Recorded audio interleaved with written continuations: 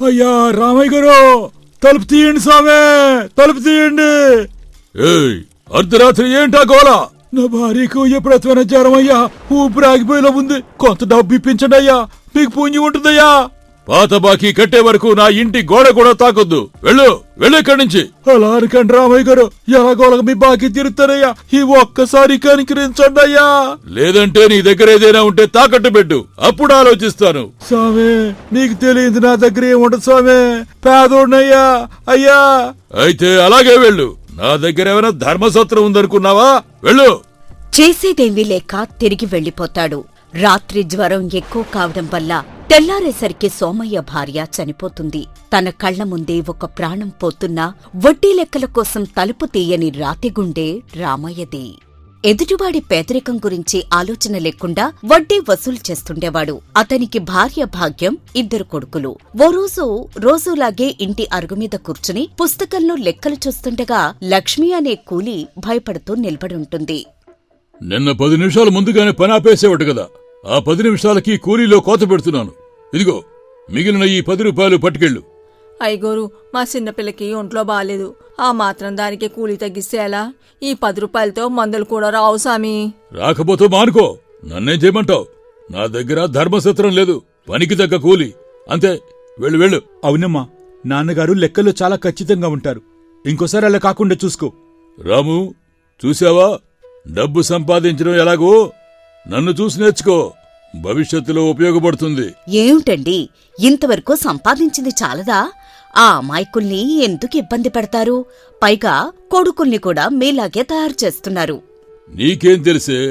డబ్బు ఉండబట్టేగా ఈరోజు ఇంట్లో హాయిగా ఉంటున్నావు. నాకు నీతులు చెప్పకు.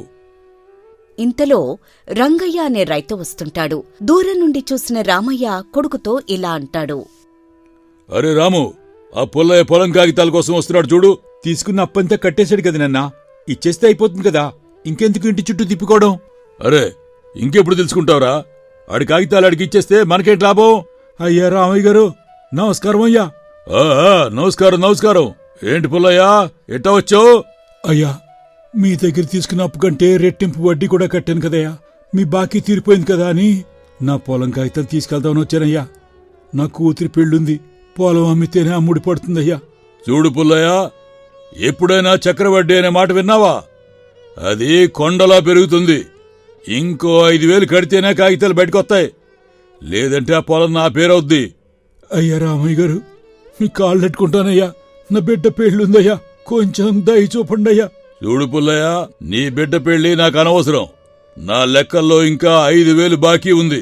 ఆ డబ్బు కడితేనే ఆ కాగితాలు బయటకొస్తాయి, లేదంటే నీ ఇష్టం. ఇంత మోసం చేస్తారా? నిజంగా మీరు మడుసులా లేక రాక్షసులా బాబు? సచ్చేటప్పుడు ఎన్ని మూట కట్టుకుని వెళ్తారా ఏంటి?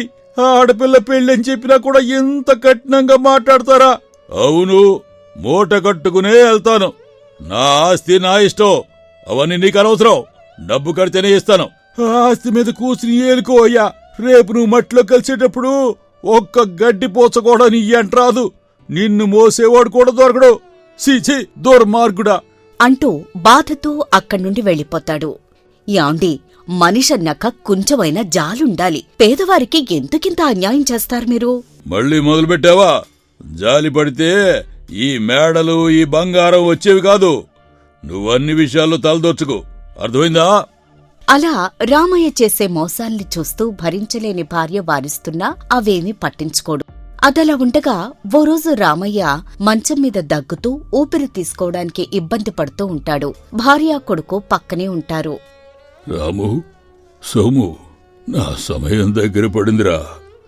నేను సంపాదించిన ఈ బంగారం, వెండి, పొలాలు ఇవన్నీ వదిలి వెళ్లాలంటే మనసు ఒప్పడం లేదురా. నాన్నగారు, ధైర్యంగా ఉండండి, మీకేం కాదు. పెద్ద ఆసుపత్రికి వెళ్ళి బాగు చేయిస్తాం. లేదురా, ఎక్కడికి వెళ్ళినా ఉపయోగం లేదురా. కానీ నాకొక కోరికుందిరా. అదేంటో చెప్పండి నాన్న, వెంటనే తీరుస్తాం. నేను చనిపోయాక నా శవం పక్కన 3 మూటలుంచండి. ఒక దాంట్లో బంగారు నాణాలు, రెండోది వెండి, మూడోది ఆస్తి కాగితాలు. నేనెళ్ళేటప్పుడు నా ఆస్తి నా కళ్ల ముందే ఉండాలి. అది లేకపోతే నా ఆత్మకు శాంతి ఉండదు. ఒరేయ్, ఈ ఒక్క కోరిక తీరుతారా? ఏమిటండి ఇంకా ఆస్తి ఛాసం ఏమిటి మీకు? ఈ సమయంలో కూడా ఆస్తి గురించేనా ఆలోచించేది? ఒక్కసారి దేవుణ్ణి ధ్యానించండి, అంతా మంచే జరుగుతుంది అని అంటూ ఉండగానే రామయ్య తుదిశ్వాస విడుస్తాడు. భార్య కొడుకులు భోర్న ఏడుస్తుంటారు. మరుసటి రోజు ఉదయం దహన సంస్కార ఏర్పాట్లు చేస్తుంటారు. అన్నయ్య, నిజంగానే ఈ మూటల్ని నాన్న పక్కన పెట్టి వృధా చేయాలా? నాకైతే ఇదంతా పిచ్చి పనిలా అనిపిస్తోంది. పిచ్చి పనం, వెర్రి పనం. నాన్న ఆఖరి కోరిక అదే కదరా. పోయే ముందు ఆయన కళ్ళలో ఎంత భయం చూసామో గుర్తుందా? ఆస్తి లేకపోతే ఆయన ప్రాణం పోనంటుంది. మాట ఇచ్చేకి ఆయన కన్ను మూశారు కదరా. నాన్నకు భయముండొచ్చన్నయ్యా, కాని ఈ బంగారం విలువ నీకు తెలుసా? ఈ ఒక్క మూటలో ఉన్న బంగారంతో మన ఊళ్ళో ఇంకో 10 మేడలు కట్టచ్చు. మట్టిలో పోసేయడానికి మనసులా వస్తుందన్నయ్యా. మనసు రాక ఏం చేస్తాను రా సోము. నాన్న మాట జవదాడితే ఆయన ఆత్మ మనల్ని పీడించదా? పైగా ఊరి జనం అందరూ చూస్తున్నారు. రామయ్య కొడుకులు తండ్రి కోరిక తీర్చలేదు, ఆస్తి కోసం ఆశపడ్డారు అని మన మీద ఉమ్మయ్యరు. జనం ఏమనుకుంటే మనకేంటన్నయ్యా? ఈ కాగితాలు చూడు. ఊళ్ళో సగం మంది భూములు మన దగ్గరే తాకట్లో ఉన్నాయి. వీటిని మంటల్లో వేస్తే ఆ రామయ్య, లక్ష్మి లాంటి వాళ్ళు హాయిగా ఉంటారు. కాని మనం మళ్ళీ మొదటికొస్తామన్నయ్య. నాన్నపడ్డ కష్టమంతా బూడిదైపోవాలంటావా? నువ్వు చెప్పేది కూడా నిజమేరా, కాని ఆ 3 మూటలు శవం పక్కన ఉండాల్సిందే. అన్నయ్య, నాకు ఉపాయం తోస్తోంది. ఈ బంగారంలో సగం తీసి ఇంట్లో దాచేద్దాం. ఆ మూట అడుగున రాళ్లు నింపి పైన కొన్ని నాణాలు వేద్దాం. ఎలాగో తగలేసేదే కదా, ఎవరికి తెలుస్తుంది? ఆస్తి కాగితాల బదులు పాత వార్తాపత్రికలు కట్టలు కడదాం. ఏమంటావ్? పిచ్చివాడ్లా మాట్లాడుకురా. నాన్న గురించి నీకింకా అర్థం కలదా? ఆయన బతుకున్నప్పుడు డబ్బు విషయంలో ఎంత కఠినంగా ఉండేవారు. చనిపోయాక కూడా ఆయన ఆత్మ అంతకంటే భయంకరంగా ఉంటుంది. నా ఆస్తి నా కళ్ల ముందే ఉండాలి అని ఆయన ప్రాణం పోయేటప్పుడు ఒట్టు వేయించుకున్నారు. ఇప్పుడు నువ్వు ఆయన్ని మోసం చేస్తావా? ఏం లేదులే అన్నయ్య, పోయినోళ్లు తిరిగి రారు కదా. అలా పిచ్చి పిచ్చిగా మాట్లాడకుండా చెప్పిన పని చెయ్యి అంటూ అలా ఆస్తి మూటలు శవం పక్కన పెట్టి ఏర్పాట్లు చేస్తారు. ఇదిలా ఉండగా ఊరి రచ్చబండ దగ్గర జనం శవయాత్రకి వెళ్లాలా వద్దా అని చర్చించుకుంటూ ఉంటారు. ఆ పీసినరుడు సావుకి మనం వెళ్ళడం దేనికి? ₹1 కూడా దానం చేయని మడిసైనా. అవునరా, నువ్వు చెప్పేది నిజమే. పేదోళ్ళని కూడా చూడకుండా వడ్డీ మీద వడ్డీ వసూలు చేశాడు. ఆ బద్దపు లెక్కలతో ఆస్తులని లాక్కున్నాడు. అలాంటి శవాన్ని చూసిన పాపమే. మనం ఎవరూ ఎల్లద్దు. ఇంతలో అటుగా వెళుతున్న ఒక సాధువు జరుగుతున్న పరిస్థితి చూసి వారితో ఇలా అంటాడు. తప్పు నాయనా, వెళ్ళాలి. మనిషిని చూసి కాదు, చావును చూసి వెళ్ళాలి. రామయ్య జీవితం మనందరికీ ఒక పాఠం కావాలి. ఆయన సంపాదించిన డబ్బు మూటలు ఆయనకు ఏమిస్తాయో మన కళ్లతో చూడాలి. పదండి అంటూ అక్కడ్నుండి బయలుదేరతారు. ఊరి వీధి శవయాత్ర మొదలవుతుంది. పాడే పక్కన 3 మూటలు పెట్టి ఉంటాయి. 4 బలిష్టమైన వ్యక్తులు పాడెను ఎత్తడానికి ప్రయత్నిస్తూ ఉంటారు. ఏంటండిదా? ఎంత బలం ఉపయోగించినా పైకి లేవట్లేదు. ఈ మూటలో ఏమైనా దెయ్యం ఉందా? సరిగ్గా ఎత్తండి, గట్టిగా పట్టండి, అదే లేస్తుంది. మళ్లీ గట్టిగా ప్రయత్నిస్తారు, అయినా పాడెలేవదు. ఇదంతా చూస్తున్న జనం ఆశ్చర్యంతో గుసగుసలాడుకుంటూ ఉంటారు. రాము, సోము హతాశులై నిలబడి ఉంటారు. ఆగండి నాయనల్లారా, ఏ బరువు మూటలది కాదు, మనస్సులది. రామయ్య గారు బ్రతికున్నప్పుడు ప్రజల కన్నీళ్లతో ఈ ఆస్తిని ప్రోగు చేశారు. ఇప్పుడు ఆ కన్నీళ్లే ఈ మూటలని ఇనపగుండ్లలా మార్చాయి. అందుకే ఎంత బరువున్నాయి. జరుగుతున్న పరిస్థితికి అందరూ ఆశ్చర్యంగా చూస్తూ ఉంటారు. స్వామి, మీరే ఏదో ఒకటి చేయండి. ఎంత ప్రయత్నించినా పాడలేవటం లేదు. ఇది ఏ దయ్యం పనో ఏ మంత్రమో మాకర్థం కావటం లేదు. ఇది దెయ్యం పని కాదు నాయనా, దివిటి లాంటి నిజం. రామయ్య గారు వెళ్తూ వెళ్తూ తనతో పాటు బరువును తీసుకెళ్లాలని చూస్తున్నారు. బరువా? మూటల్లో ఉన్నది బంగారమే కదా స్వామి, అదో లెక్క లేవకపోవడానికి. అది బంగారం కాదయ్యా, అది ఈ ఊరి జనం కన్నీరు. ఆ 2వ మూటలో ఉన్నది వెండి కాదు, అది ఆకలితో అలమటించిన కూలీల నిట్టూర్పులు. ఆ 3వ మూటలో ఉన్న కాగితాలు ఆస్తిపత్రాలు కావు, అది రైతుల గుండెకోత. పాపం ఎప్పుడూ బరువుగానే ఉంటుంది నాయనా. అంటే ఇప్పుడు నాన్నకు శ్మశానానికి వెళ్లే యోగం కూడా లేదా? అంత్యక్రియలు జరగవంటారా? జరుగుతాయి నాయనా, కాని భూమి ఆయన్ని స్వీకరించాలంటే ఆయన మోస్తున్న ఈ భారానికి విముక్తి కలగాలి. రామయ్య బ్రతికున్నప్పుడు నాది నాది అని ప్రతి పైసా పట్టుకున్నారు. ఇప్పుడు ఆ పట్టు విడిపించే బాధ్యత కొడుకులుగా మీపై ఉంది. మేవేం చేయాలో చెప్పండి స్వామి. నాన్న కోరిక ప్రకారం ఈ మూటలు ఆయనతో పాటే ఉంచాం కదా. శవం వెంట ఏది రాతిని తెలియచేయటమే ప్రకృతి నియమం. బాబు, ఆ మూటలు విప్పండి. ఆ బంగారము వెండిని ఇక్కడ ఉన్న పేదల చేతుల్లో పోయండి. ఆ అప్పు పత్రాలు చింపేయండి. పొలం కాగితాలు ఎవరివి వారికివ్వండి. కానీ స్వామి, ఇదంతా పనిచేస్తే మేం పేదవాళ్ళమైపోతాం కదా. నాన్న ఆత్మ క్షమిస్తుందంటారా? మే నాన్న ఆత్మ శాంతించాలంటే ఆయన్ని ఈ బరువు నుంచి కాపాడాలి. ముందు మీరు పేదల కడుపు నిండినప్పుడు వచ్చే దీవెన ఆ మూటల కంటే విలువైనది. ఆ దీవెనలే మీ నాన్నను పైకి తీసుకెళ్తాయి. లేదంటే ఈ శవం ఇక్కడే కుళ్ళిపోతుంది తప్ప ఒక్క అడుగు కూడా ముందుకు పడదు. మీ నాన్న పరువు మట్టిలో కలిసిపోవాలా, లేక ఆయన ఆత్మ శాంతించాలా? మీరే తేల్చుకోండి. రాము, సోము ఒకరి మొహాలొకరు చూసుకుంటారు. సాధువు మాటల్లోని నిజాన్ని గ్రహించి వణుకుతున్న చేతులతో మొదటి మూటను విప్పడానికి సిద్ధమవుతారు. సరే స్వామి, నాన్న ఆత్మ శాంతించడం ముఖ్యం. కొడుకులు మూటలు విప్పి ఒక్కొక్కరికి బంగారం, వెండి నాణాలు పంచుతారు. ఆస్తి కాగితాలను రైతులకిచ్చేస్తారు. లక్ష్మికి, రామయ్యకు ధనం అందుతుంది. అయ్యగారు, ఇన్నాళ్లకు మాకు న్యాయం జరిగింది. రంగయ్య గారి ఆత్మకు శాంతి కలగాల. రామయ్య గారు వర్దిలాలా. ఆయన చనిపోయినా మా జీవితాల్లో ఎలుగు నింపారు. ఇప్పుడు పైకెత్తి చూడండి నాయనల్లారా. ఏ పాడె పూల కంటే తేలికైపోతుంది. 3 మూటలు ఖాళీ అవుతాయి. రంగయ్య శవం ఇప్పుడు తేలికైపోతుంది. రాము, సోము కన్నీళ్లతో ఖాళీ సంచులను పట్టుకుని నిలబడి ఉంటారు. చివరిగా అందులో రామయ్య రాసిన లేఖ ఒకటి దొరుకుతుంది. అందులో ఇలా ఉంటుంది: రామయ్య మంచం మీద ఆయాసపడుతూ ఉంటాడు. అకస్మాత్తుగా రామయ్య వెనుక నుండి సరిగ్గా ఆయనలాగే ఉన్న మరో వ్యక్తి ఒక వెలుగునీడలా నెమ్మదిగా నడుస్తూ ముందుకు వస్తాడు. అది రామయ్య ప్రతిరూపం. ఎవరు నువ్వు? నా గదిలోకి ఎలా వచ్చావు? నన్ను గుర్తుపట్టలేదా రామయ్య?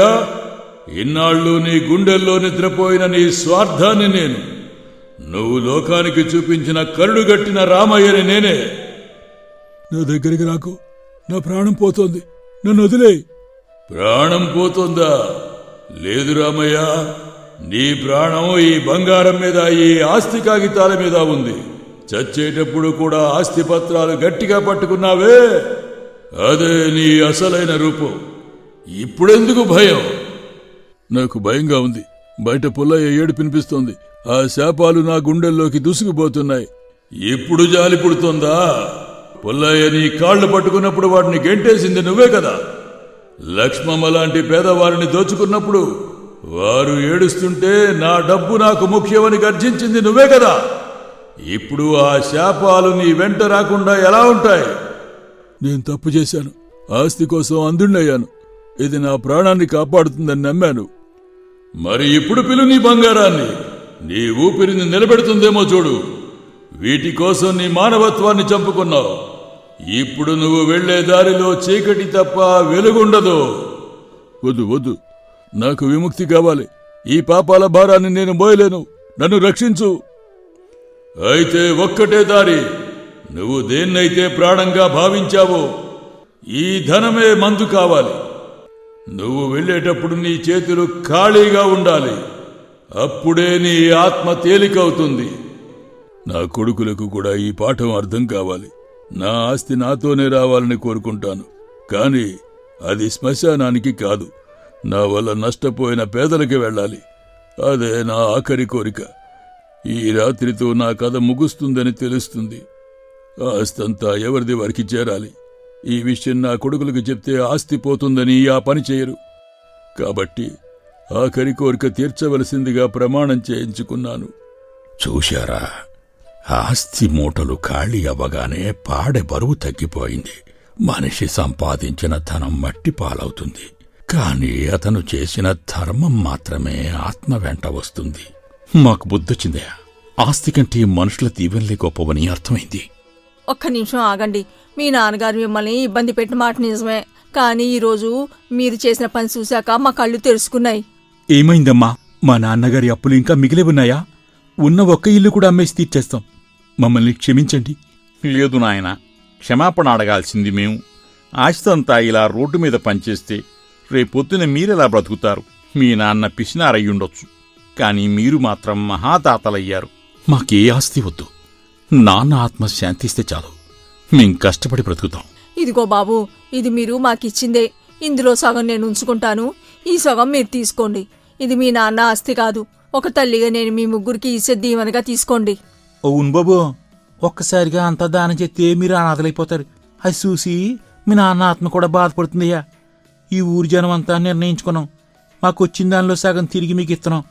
దీన్ని పెట్టుబడిగా పెట్టి మీరు గౌరవంగా బతకండయ్యా. చూశారా, రామయ్య గారు ధనాన్ని దాచిపెడితే అది ఆయనకు బరువుగా మారింది. మీరు అదే ధనాన్ని పంచితే అది ప్రేమగా మారి మీ దగ్గరకే తిరిగి వస్తోంది. లోకంలో అతిపెద్ద ఆస్తి ఎదుటివారి మనసు గెలవటం. అయ్యా, ఇన్నాళ్ళు నాన్న బంగారం వెనక దాక్కున్నాడు. కాని ఈరోజు జనం ప్రేమలో నాన్న గెలిచారు. ఈ డబ్బు మాకొద్దు. దీన్ని ఊరి బాగు కోసం, బడి కోసం ఉపయోగిస్తాం. మా కష్టం మీద మేం బ్రతుకుతాం. మా నాన్నను గౌరవంగా సాగనంపుదాం. అలా రామయ్య పార్థివ దేహం సాగిపోతుంది.